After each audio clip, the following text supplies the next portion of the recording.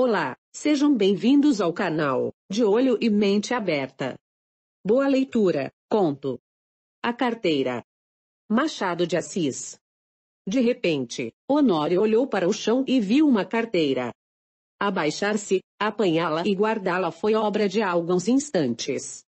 Ninguém o viu, salvo um homem que estava à porta de uma loja, e que, sem o conhecer, lhe disse rindo: "Olhe, se não dá por ela.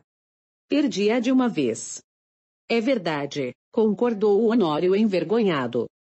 Para avaliar a oportunidade desta carteira, é preciso saber que Honório tem de pagar amanhã uma dívida, 400 e tantos mil réis, e a carteira trazia o bojo recheado. A dívida não parece grande para um homem da posição de Honório, que advoga. Mas todas as quantias são grandes ou pequenas, segundo as circunstâncias, e as dele não podiam ser piores. Gastos de família excessivos, a princípio por servir a parentes, e depois por agradar a mulher, que vivia aborrecida da solidão. Baile daqui, jantar dali, chapéus, leques, tanta coisa a mais, que não havia remédio senão ir descontando o futuro. Endividou-se. Começou pelas contas de lojas e armazéns. Passou aos empréstimos, 200 a um, 300 ao outro, 500 ao outro, e tudo a crescer, e os bailes a darem-se, e os jantares a comerem-se, um turbilhão perpétuo, uma voragem. "Tu agora vais bem, não?" dizia-lhe ultimamente o Gustavo C., advogado e familiar da casa. "Agora vou", mentiu o Honório. A verdade é que ia mal. Poucas causas, de pequena monta, e constituintes remissos. Por desgraça perdera ultimamente um processo, com que fundara grandes esperanças. Não só recebeu pouco, mas até parece que ele lhe tirou alguma coisa a reputação jurídica. Em todo o caso, andavam mofinas nos jornais. D. Amélia não sabia nada. Ele não contava nada à mulher, bons ou maus negócios. Não contava nada a ninguém. Fingia-se tão alegre como se nadasse em um mar de prosperidades. Quando Gustavo, que ia todas as noites à casa dele, dizia uma ou duas pilhérias, ele respondia com 3 e 4. E depois se ia ouvir os trechos de música alemã, que D. Amélia tocava muito bem ao piano, e que o Gustavo escutava com indizível prazer, ou jogavam cartas, ou simplesmente falavam de política. Um dia, a mulher foi achá-lo dando muitos beijos à filha, criança de 4 anos, e viu-lhe os olhos molhados. Ficou espantada, e perguntou-lhe o que era. "Nada, nada." Compreende-se que era o medo do futuro e o horror da miséria. Mas as esperanças voltavam com facilidade. A ideia de que os dias melhores tinham de vir dava-lhe conforto para a luta. Estava com 34 anos. Era o princípio da carreira. Todos os princípios são difíceis. E toca a trabalhar, a esperar, a gastar, pedir fiado ou emprestado, para pagar mal, e a más horas. A dívida urgente de hoje são os malditos 400 e tantos mil réis de carros. Nunca demorou tanto a conta, nem ela cresceu tanto, como agora. E, a rigor, o credor não lhe punha a faca aos peitos. Mas disse-lhe hoje uma palavra azeda, com um gesto mau, e Honório quer pagar-lhe hoje mesmo. Eram 5 horas da tarde. Tinha se lembrado de ir à agiota, mas voltou sem ousar pedir nada. Ao enfiar pela rua da Assembleia que viu a carteira no chão, apanhou-a, meteu no bolso, e foi andando. Durante os primeiros minutos, Honório não pensou nada. Foi andando, andando, andando, até o Largo da Carioca. No largo parou há alguns instantes, enfiou depois pela Rua da Carioca, mas voltou logo, e entrou na Rua Uruguaiana. Sem saber como, achou-se daí a pouco no Largo de S. Francisco de Paula. E ainda, sem saber como, entrou em um café. Pediu alguma coisa e encostou-se à parede, olhando para fora. Tinha medo de abrir a carteira. Podia não achar nada, apenas papéis e sem valor para ele.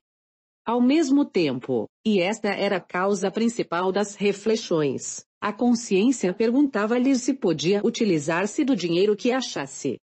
Não lhe perguntava com o ar de quem não sabe, mas antes com uma expressão irônica e de censura. Podia lançar mão do dinheiro, e ir pagar com ele a dívida. Eis o ponto. A consciência acabou por lhe dizer que não podia, que devia levar a carteira à polícia, ou anunciá-la. Mas tão depressa acabava de lhe dizer isto, vinham os apuros da ocasião, e puxavam por ele, e convidavam-no a ir pagar a cocheira. Chegavam mesmo a dizer-lhe que, se fosse ele que a tivesse perdido, ninguém iria entregar-lhe. Insinuação que lhe deu ânimo. Tudo isso antes de abrir a carteira. Tirou-a do bolso, finalmente, mas com medo, quase às escondidas. Abriu-a, e ficou trêmulo. Tinha dinheiro, muito dinheiro. Não contou, mas viu 2 notas de 200.000 réis, algumas de 50 e 20. Calculou uns 700.000 réis ou mais.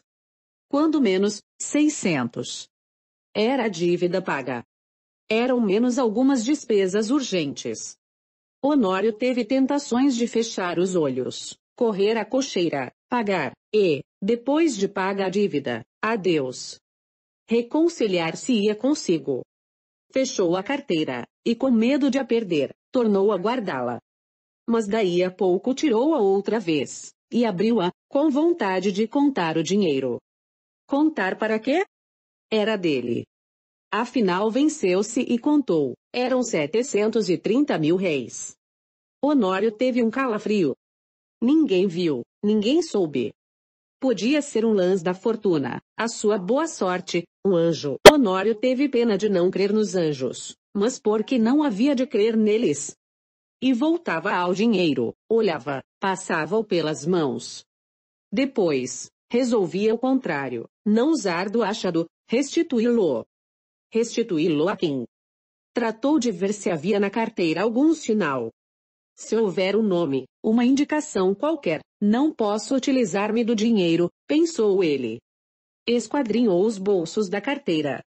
Achou cartas, que não abriu, bilhetinhos dobrados, que não leu, e por fim um cartão de visita. Leu o nome. Era do Gustavo.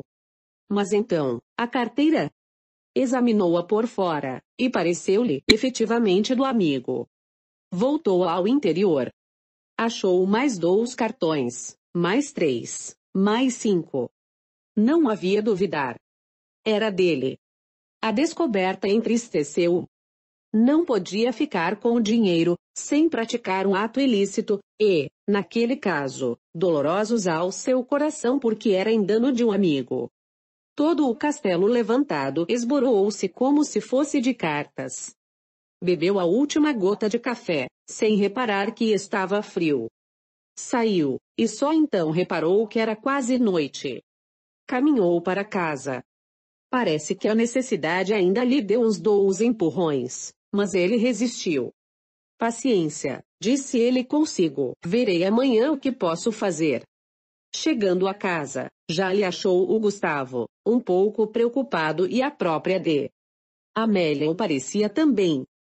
Entrou rindo, e perguntou ao amigo se lhe faltava alguma coisa. Nada. Nada? Por quê? Mete a mão no bolso. Não te falta nada? Falta-me a carteira, disse o Gustavo sem meter a mão no bolso. Sabe se alguém achou? Achei eu, disse Honório entregando-lhe.